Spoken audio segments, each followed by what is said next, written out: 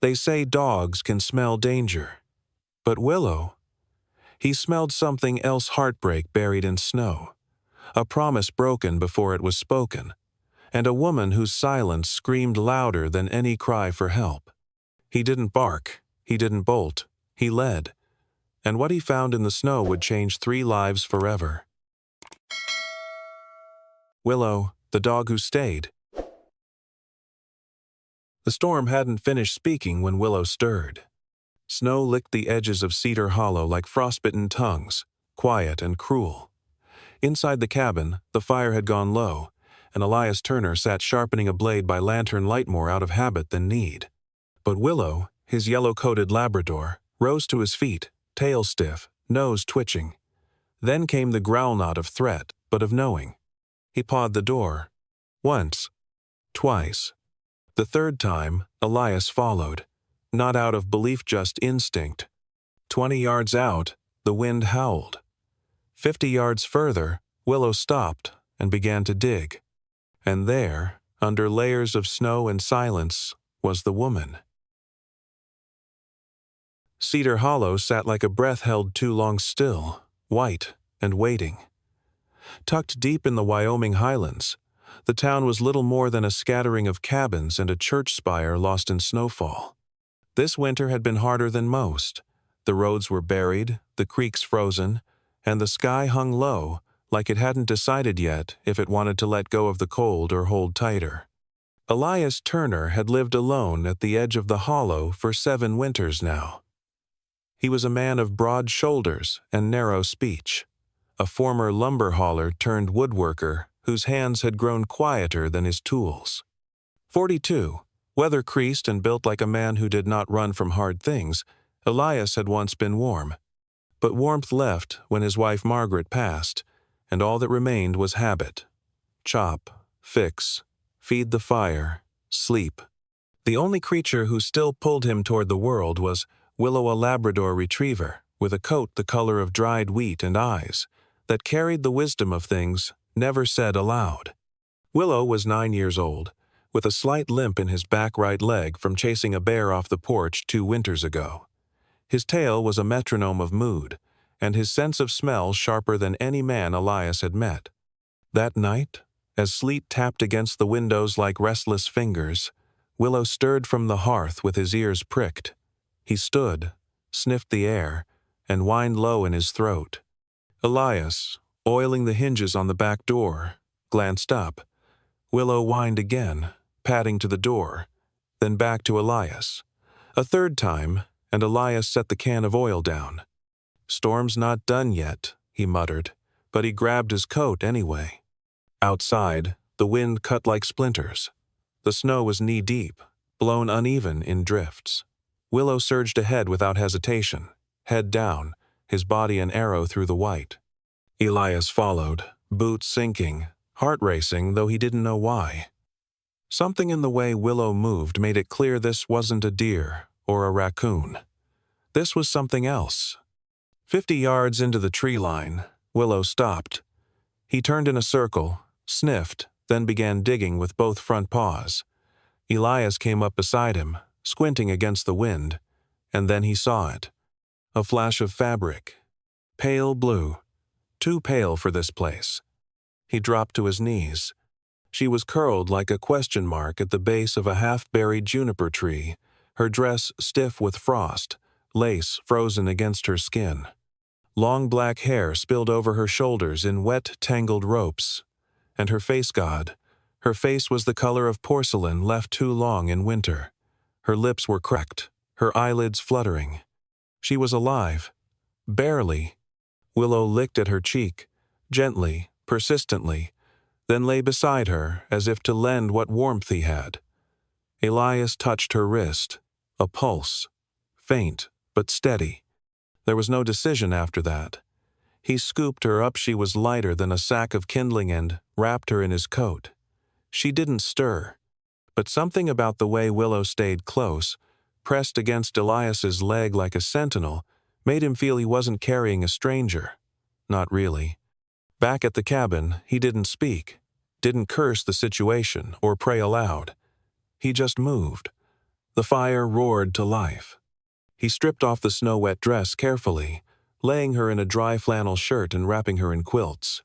Her skin was ice-cold. He filled a kettle, placed it on the stove, then set about drying her hair with a towel, his hands slow and respectful.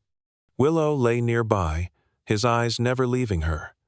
Every time she whimpered, he stood and paced, tail low, whining softly. Elias finally sat beside the fire, not touching her, just watching. There were bruises on her arms, faint ones, in the shape of fingers. Her fingernails were broken, one hand still clenched as if holding something precious. When Elias pried it open, a piece of torn parchment fell out too wet to read. Willow nudged it gently with his nose, then lay his head across her ankle. They didn't sleep that night. Outside, the wind howled. Inside, a woman fought to stay. Morning came slow, dragging light like syrup across the wooden floorboards. The snow had eased, but its silence remained a muffled hush that settled over everything in Cedar Hollow. The trees outside glittered with a thin crust of ice, and smoke from the cabin's chimney rose in a lazy line. Inside, the fire crackled low, and the cabin smelled of pine and damp wool. Grace stirred beneath the quilts. Her lashes fluttered against her cheeks before her eyes opened wide, confused, then wary. She tried to sit, but her limbs trembled from exhaustion. It was Willow she saw first. The Labrador lay curled near the hearth, his head resting on crossed paws, golden fur gleaming like sunlight trapped in animal form. When her breathing hitched, he looked up, thumped his tail once, then rested his head again. No threat, just presence. Elias had been outside splitting wood, but when he heard movement, he stepped back in. His figure filled the doorframe, a broad-shouldered man with a scruffy beard, deep-set eyes, and lines on his face carved more by grief than time. He moved slowly, not wanting to startle her, and set a mug of hot broth on the table. "You're safe," he said, voice low and even. "You're in my cabin. The dog found you. His name's Willow." She nodded, eyes flicking to the dog. He stayed with me. "Wouldn't leave your side," Elias said, easing into the rocking chair by the hearth. "Found you under a juniper, half frozen." Grace was silent for a long while. Then, her voice barely above a whisper, she said, "I wasn't supposed to be alone." Elias didn't speak. He'd learned the value of silence over the years it gave people space to offer the truths they held tight. "My name is Grace Whitmore," she said. "I came from Indiana. I was supposed to meet someone here. We'd written letters. He promised a home, a wedding. I came to marry a man named Nathan Hale." At the mention of the name, Willow lifted his head and gave a low growl, barely audible, more instinct than warning. Elias looked at the dog, then back at her. "Hale," he repeated slowly. "Nathan Hale from Dry Ridge?" Grace nodded. Elias leaned forward, resting his elbows on his knees. "I knew a Nathan Hale. Tall, dark hair, loud voice. Always had a way with words and a mouth full of promises he couldn't keep." "That's him," Grace said softly, her voice threading with hurt. Willow rose then, crossing to her side. He set a worn, wooden-handled brush at her feet, something he must have found tucked beneath the cabinet. Grace blinked. Elias watched. Willow sat down again, tail brushing gently against her knee. "He brings you things," Elias said. "He does that. Brings what he thinks you need, even if you don't know it yet." Grace reached for the brush with unsteady fingers and pulled it into her lap. Her hair was matted from the frost and sleep, dark strands tangled into knots. She didn't try to fix it. She just held the brush like it might be the only thing tethering her to reality. They passed that day in silence, broken only by crackling wood and soft movements. Elias chopped more wood. Grace slept. Willow went between them, never straying far from her. By the second morning, Grace's color had returned slightly. Elias noticed her eyes lingered longer on the fire and not on the door. She drank the broth he offered without hesitation. That afternoon, She stood for the first time, gripping the edge of the table. Her knees buckled. Elias caught her, but it was Willow who licked her hand until she laughed, just a breath of sound, brief and unsure, but laughter all the same. "You've got a gift, dog," Elias muttered. Willow gave a soft bark and laid down by the fire again, triumphant. Grace managed to make it to the chair near the window by evening. Snow still blanketed the world outside, but the sky had cleared to a pale, brittle blue. She sat with a quilt over her lap, watching the sky shift from afternoon to dusk. "I wrote him 5 letters," she said out of nowhere. "Told him when I'd arrive. I waited 3 days at the station. He never came." Elias didn't respond. Grace's voice cracked. "A woman at the general store said he'd gone south. Said he left town chasing something. Or someone." Elias sighed, rubbing a calloused hand down his face. "That sounds about right." Grace turned to him. "Did you know him well?" "Well enough not to trust him." That night, as Elias carved wood quietly at the corner table, Grace sat beside the fire, brushing her hair in slow, steady strokes. Willow sat beside her, head resting on her foot. The room felt less like a holding place, and more like a beginning tender and uncertain. As she laid down to sleep, she looked toward Elias. "Thank you for letting me stay." "You've got nowhere else?" he asked gently. She shook her head. "Not anymore." He nodded. "Then you'll stay as long as you need." Willow walked to the edge of her quilt, circled once, and curled beside her. She smiled, eyes full of something that looked a little like peace. That night, the snow deepened again, but inside the cabin, something had begun to thaw. The thaw came early that year. By late March, the snow that had blanketed Cedar Hollow began to retreat, leaving patches of raw earth and new green beneath.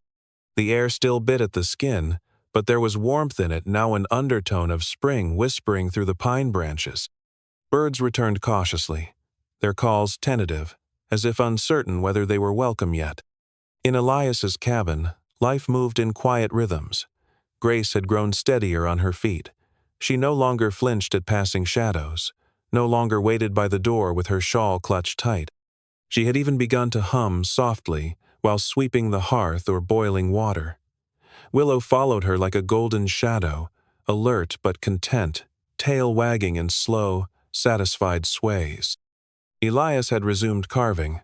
Small things, mostly handles for kitchen drawers. A new ladle. A butter mold. Sometimes, he found himself glancing over at Grace as she read or wrote at the table, and though he said little, there was a softness around his eyes now that hadn't been there in years. Then Nathan Hale returned. It was a Tuesday, bright and windless, the sky a hard blue. Elias was out back, repairing a broken hinge on the chicken coop, when Willow's bark split the air. Not playful, not alarmed something in between. Elias stood slowly, wiping his hands on his shirt, and turned toward the road. A man rode into view on a gray gelding caked in trail dust. He was tall and wiry, dressed in a weather-stained frock coat too fine for these parts, and wore a wide-brimmed hat pulled low over greasy brown curls. His smile was quick and crooked, meant to charm, but never quite reaching his eyes. Nathan Hale, 34, always had a salesman's shine to him. Smooth-talking, unpredictable, and as hollow as a rattlesnake's warning. His jaw was clean-shaven, his boots polished, but the saddlebag over his shoulder was fraying, and the horse he rode looked like it had been borrowed from a friend, not bought. "Well, I'll be damned," Nathan called out as he dismounted, throwing the reins loosely over the post. Elias Turner, still breathing, and still out here playing hermit. Elias didn't reply. He stepped forward slowly, hands loose at his sides, eyes level. Nathan clapped his gloves together, smiling too wide. "I came for what's mine," he said. Inside the cabin, Grace had frozen mid-step when she heard his voice. She didn't look through the window. She didn't move toward the door. She just stood, both hands clenched into fists at her sides. Willow was already there. He paced at the threshold, teeth slightly bared, body tense as a drawn bow. Nathan strode up like he owned the ground. I heard a story in town. Heard a woman was found in the storm. Imagine my surprise to find out it was Grace Whitmore, my fiancée, still alive and in your house. She's not yours, Elias said evenly. Nathan's smile tightened. I've got the papers. Arranged by correspondence. Promises made. She's carrying my name. Willow growled then, low and guttural.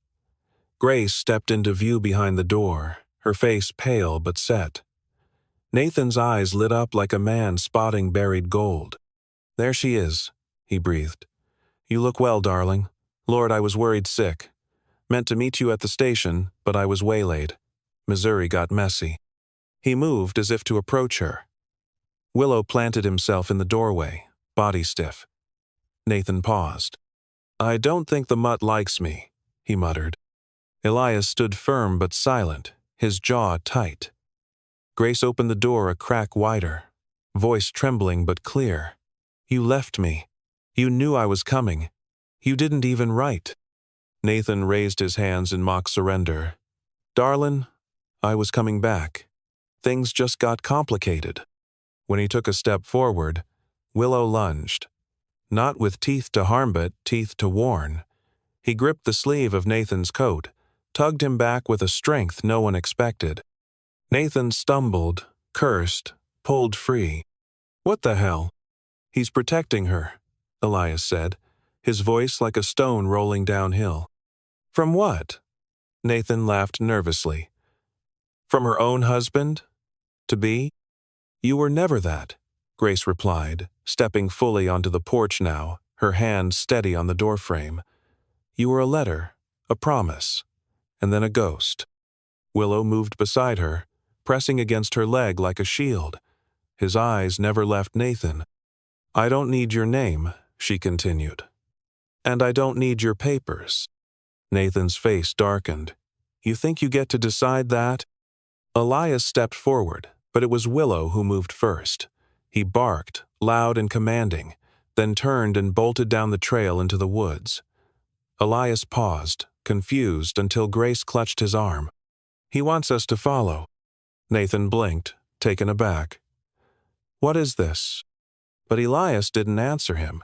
He grabbed Grace's coat and followed Willow into the trees, leaving Nathan shouting behind them. They hiked for 20 minutes through slush and pine needles, until they reached a small clearing one Elias hadn't visited in years. There stood a weathered cabin, long abandoned but still standing. Moss crawled up the stone base. One shutter hung loose. Elias exhaled. This was Margaret's retreat, he murmured. My wife's. She used to come here to read. Willow waited by the door, tail wagging slowly, as if he had brought them to sacred ground. Grace entered first. The air inside was cold but not unfriendly. She sat on a bench beside the empty hearth, her hands trembling. Elias closed the door. We'll stay here tonight. Let the man stew. Willow curled at her feet, satisfied. Outside, dusk bled into the trees, and somewhere far behind them, Nathan's voice was swallowed by the forest.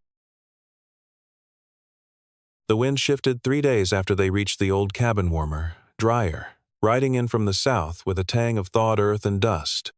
Elias noticed it first, standing on the ridge with his axe slung over one shoulder.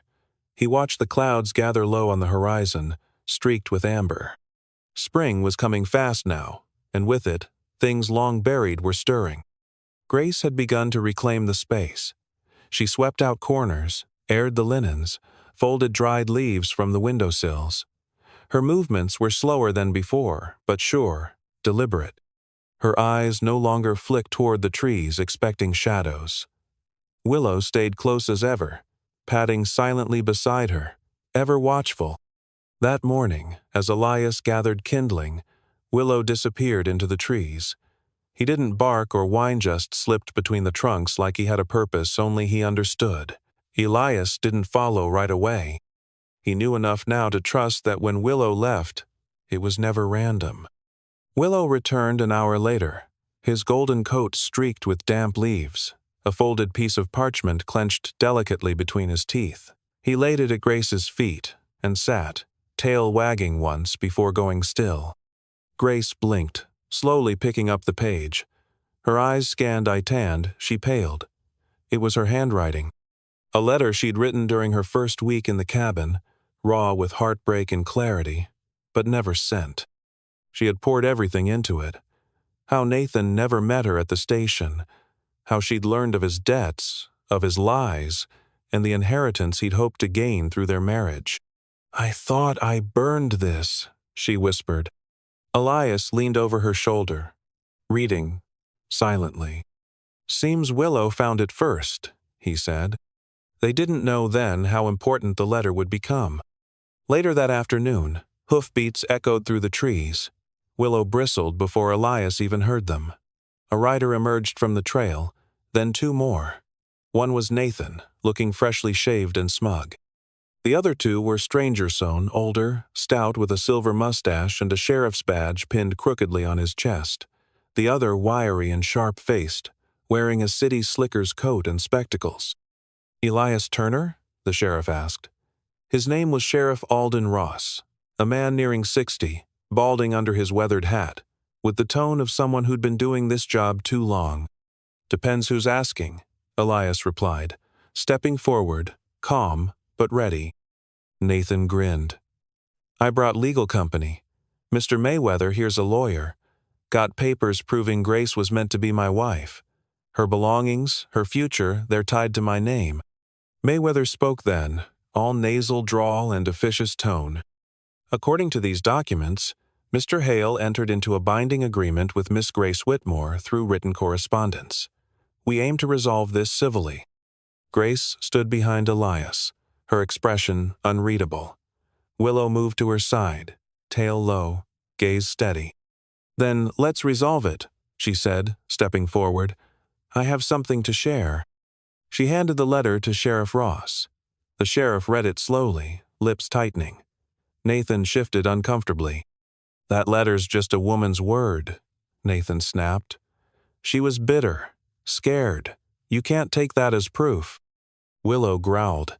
Elias rested a hand on the dog's back to calm him, but his eyes didn't leave Nathan. "There's more," Elias said. "Willow found it too. I think he wants to show us."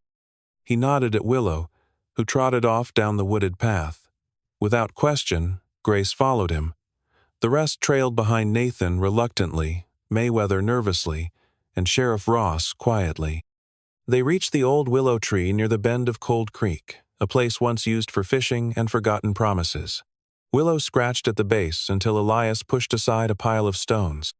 Inside a shallow hollow sat a leather pouch, cracked and stained with time. Inside were crumpled envelopes addressed to Grassinone, of which she had ever received, and a wad of money folded inside a letter signed by Nathan, dated just before her arrival. The letter detailed, "Clearing up debts before the girl comes," and hoping, "The inheritance clause still holds." Grace's hands trembled as she held the paper. "He never meant to marry me. He just wanted the money." Sheriff Ross didn't need to hear more. "That's fraud, Mr. Hale. You lured this woman across the country on false pretense, withheld her letters, abandoned her in a foreign town, and tried to claim her as property." Nathan paled. "That's not." "It is," Grace said firmly. "You left me to die. And you think showing up with papers erases that?" Willow barked sharply, once. Nathan flinched. By sunset, Nathan had been escorted back toward town, Mayweather trailing behind in defeated silence. Grace knelt beside Willow near the cabin as the last light of day faded. She pressed her forehead gently to his and whispered, "You found what we couldn't. You protected me better than any man ever has." Elias stood nearby, hands in his pockets, watching the two of them. Willow simply laid down, tail swishing softly through the dirt, gaze still trained on the trail Nathan had been led down just to be sure. That night, the wind from the south died down, and for the first time in months, the cabin at the ridge slept without fear inside it. The last frost broke in mid-April, a thin silver line on the edge of dawn that vanished by the time the rooster crowed. Spring didn't roar, and it crept. Petals pushed quietly through the thawing earth, and the willows at the creek's bend began to unfurl their first soft green threads. Cedar Hollow smelled of sap and soil and new chances. At the cabin on the ridge, life had slowed into something gentle. Grace woke earlier now, not out of habit, but choice. She liked the silence before the birds began, the soft snore of Willow at her feet, and the sound of Elias splitting wood just beyond the window. There was peace in the rhythm, a kind of breath. Elias had changed, though not outwardly. He still wore the same flannel shirts, still moved like a man who didn't waste steps. But there was something different in the way he watched Grace, something warmer, closer to hope than caution. It wasn't just gratitude. It wasn't rescue. It was seeing her, fully, as someone who stayed when she didn't have to. One evening, as the sun dipped low and the world took on that gold-soft hue, Grace found Elias sitting on the porch, Willow by his boots. She sat beside them, tucking her knees to her chest. "I never asked," she said softly. "But your wife? Margaret?" Elias didn't look at her right away. He rubbed a thumb along the grain of the porch rail. "She died 6 winters back. Fever took her fast. Too fast for doctors, too slow for peace." Grace said nothing, but Willow pressed his head to Elias's leg, sensing the shift in the air. "I stopped talking after that," Elias continued. "Not to people, not to God. Just worked the land and waited for silence to feel like comfort." "And did it?" she asked. "Eventually," he said, "until you arrived." The fire crackled inside, but the heat between them didn't need flame. Grace reached down and scratched behind Willow's ears. He licked her hand once, then leaned his full weight against her. The next morning, she opened the drawer by the hearth and pulled out Elias's old family Bible. The cover was cracked, the pages yellowed, but it still held the names of those who came before. She turned to the final blank page and wrote in careful, neat letters, "Grace Whitmore, the one who stayed." She didn't sign it as a wife or with flourish, just her name, a quiet declaration. That summer, they built a new home on the land, where the willows grew thickest, not far from the cabin where they'd first taken shelter. It wasn't grand 2 rooms, a sloped roof, a porch wide enough for 2 chairs, but every nail was driven with intention. Elias carved the beams with quiet hands, and Grace painted the shutters sky blue. She insisted on planting wildflowers around the base, and Willow, ever the foreman, watched every step like it mattered. One afternoon, a woman from town stopped by on horseback. Sarah Klein was in her early 50s, with long silver-streaked hair and a back straight from years running the Cedar Hollow post office. She was known for her bluntness and her heart, both equally sturdy. She brought them fresh bread and a pot of marigolds. "So it's true," she said, glancing at the sign over the door. "Hollow Grace. Fitting." She knelt and rubbed Willow's head. "You're the one everyone's talking about. Dog who found the girl in the snow, scared off a liar, and built a home." She grinned at Grace. "I say the man helped, but the dog deserves top billing." Grace laughed. "He does." Willow wagged his tail, content with the glory. The house wasn't finished in a day, or even a season, but it rose with patience, plank by plank, held together by more than nails. Neighbors came by to help, to offer hands and stories, and little things: a tin of nails, an old rug, a tin kettle that still sang when it boiled. By the time the willows bloomed in full, the house stood proud, and Willow lay on the front step in the dappled shade of their branches, watching butterflies drift like smoke through the tall grass. That night, as they sat on the porch with mugs of tea, Elias leaned into the silence. "Do you miss the old cabin?" Grace shook her head. "I miss what it gave me. But this is something we made." They sat together in the hush of summer, Willow nestled between them. The breeze carried the scent of new grass and something sweet like beginnings that didn't need permission to start. "Funny," Elias said, voice low. "How I thought I'd stopped living." "You hadn't," she said. "You were just waiting." "For what?" She looked down at Willow, then back at Elias. "For the one who wouldn't leave." Willow blinked slowly, as if he understood. Maybe he did. And from that day forward, in Cedar Hollow, folks began to tell the story not of a man who saved a woman, or a woman who found her place, but of a dog named Willow, the dog who stayed. The dog who knew before they did what it meant to be home. If this story touched your heart, let us know in the comments. Have you ever met a dog like Willow? Or known a love that waited in silence? Share this video with someone who believes in second chances. And if you believe that loyalty, like love, can bloom even in winter, comment below, "I believe in Willow."